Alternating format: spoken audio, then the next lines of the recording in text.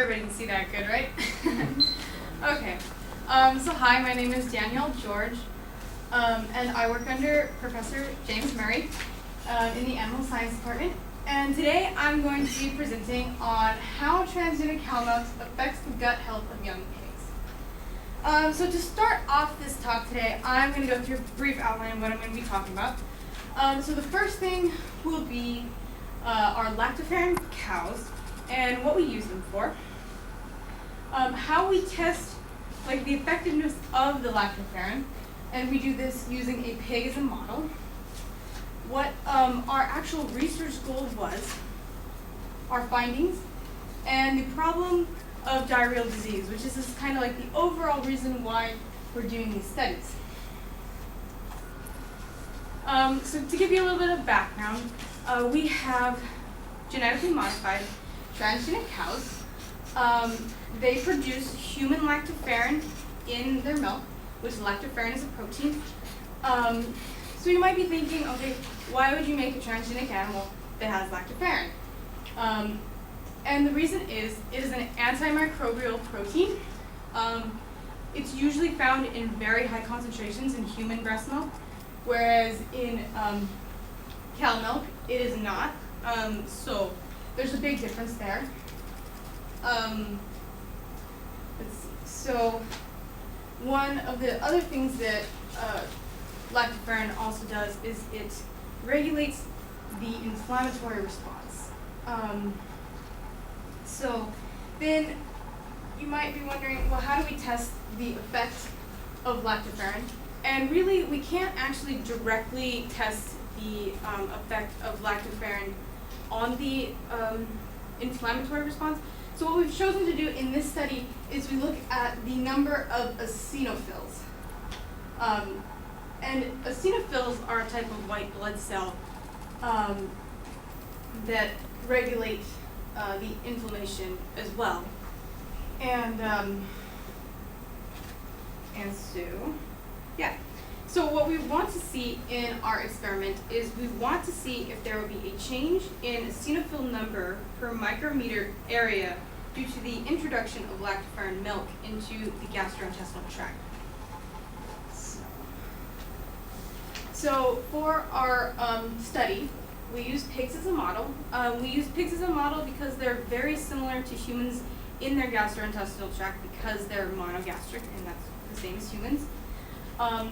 In our feeding trial, we used 6-week-old pigs, and we had 2 treatment groups. A control group, which is normal cow milk with normal pig feed, and the treatment group, which was the HLF, which is human lactoferrin milk, along with normal pig feed. And they did this for 2 weeks. The second week had higher doses than the first. And at the end of the study, the pigs were euthanized, and we got samples of the intestine and to do our study with. So what we're looking at here is a histological section of the intestine, all right here. To give you a point of reference of what we're actually looking at, so you have your tube of your intestines that runs all the way along. And you see these projections right here. Those are villi. So how you look at this picture is, imagine that you just have the tube and you just cut a section of it. And that's what we're looking at. You might notice that there is these bright red dots. See these bright red dots? Those are eosinophils. And how we get that really bright red is the stain with eosine. You'll also see that it's the brown around it, which is hematoxylin, to bring out, kind of the background color. So when we were looking at the intestines, we looked at both the duodenum portion of the small intestines and the ileum portion of the small intestine. The duodenum section, for those of you who aren't familiar with gut anatomy, is right after the stomach, right here. And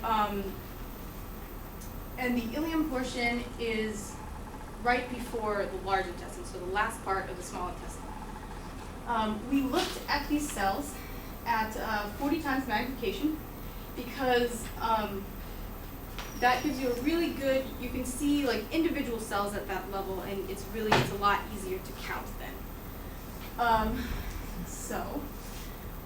You might also notice, like I'm pointing out these different things. Well, these are things that we looked at as well as the eosinophil counts to look at the overall health of the actual intestine. So if you notice, I'll go up. I have crypts right here, but to look at them a little better, this is a crypt, this is a crypt. You want to see in a healthy intestine a really deep crypt that, and there's also the lamina propria, which we looked at, which is this area right here.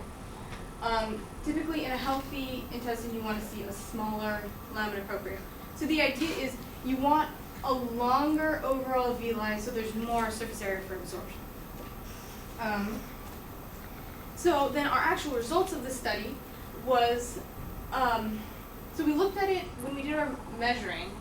We did a eosinophil per area of the villi, and the reason we did the eosinophil per area is every villi is slightly different, it's slightly different length, and there's different numbers of eosinophils. So to kind of standardize the measurement, that's how we did it. And so for the duodenum portion of the intestines, we saw a significant difference actually between the amount of eosinophils and between our control group and our lactoferrin group. So that was pretty interesting. But then in the ileum, we didn't see as significant of a result. So yeah. Then, why did we actually do this study? Well, we did this study because lactoferrin has very good properties in it, which I've already talked about. And every day, children die of diarrheal disease. Actually, a WHO study, which is the World Health Organization, stated that 1.5 million children died of diarrhea disease in 2011 alone. So it's a really big problem. The reason that this happens is initially children become malnourished. And this malnourishment causes the immune system to not be as effective. When your immune system isn't as effective, you get inflammation in the gut, which then causes the tissue in the gut to break down. And when the tissue breaks down, then you get both, you're not able to absorb nutrients as well, and water flows back in. That's what causes the diarrhea, is this water flowing back in. And to make matters worse, the diarrhea leads to dehydration, which that's what causes like the really, really big problems. So what we're hoping with our study is that this milk could potentially promote gut health and hopefully save the lives of children. So to kind of give you a summary of my experience and everything, here's for fun. And are there any questions?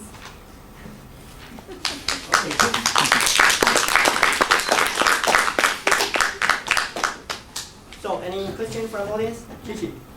So this sounds like a very expensive way of dealing with the problem. So you're making transgenic cows to produce this protein, human protein, and there are many other ways to manufacture recombinant protein, and you can just make it as a pill. So what is the reason behind generating a transgenic cow? Okay, so for the purpose of the cow, when you put the lactoferrin to produce in the milk of the cow, it's actually a very efficient way of producing a protein because the milk is a really efficient process in itself. So you would actually spend a lot more money trying to just create lactoferrin as opposed to have an animal, which you have just the upfront cost of producing it, and then it produces milk, which produces the lactoferrin. And that's what makes it an actually efficient way of producing lactoferrin. So, yeah. Good answer. How big of a colony do we have on UC Davis campus? So these cows actually originated in a different herd in another college in the United States. another company in the United States, and we actually only have 2 here on UC Davis, Lotto and And is it breeding Laura. pair or is it what's No, the it's gender? just two females. 2 females. Okay. Yeah, so 2 cows. The thing with transgenic animals is because it is incorporated, the gene is incorporated into their DNA, it actually does pass, it's heritable. So you can breed them with a normal bull, and you can still get transgenic animals. So yeah. Any other question? If not, oh, yeah. One more question. So you're integrating lactoferrin protein into the cow's milk, and this is supposed to be directed towards children. But how would that affect in the adult diet in the human?